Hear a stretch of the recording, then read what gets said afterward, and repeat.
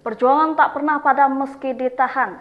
Pertama kalinya Sekjen PDIP Hasto Kristianto diperiksa KPK sebagai tahanan pada Selasa 26 Februari 2025.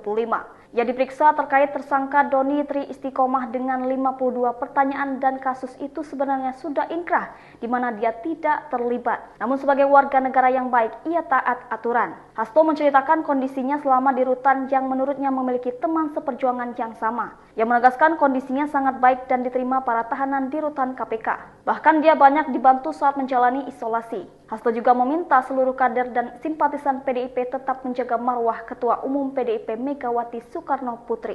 Sementara itu, Koni Rahakundini Pakri, pengamat militer dan guru besar di Saint Petersburg State University, tak menafikan jika ia didesak membuka dokumen Hasto di Rusia. Ia mengaku masih terus berkomunikasi dengan para petinggi PDIP untuk bisa mendapatkan izin tersebut dan juga Megawati. KPK sendiri sudah menanggapi soal seruan Hasto dan ancaman Koni. Sementara Jokowi sudah membantah tuduhan Hasto dan dia mengatakan silakan melapor jika memang ada bukti.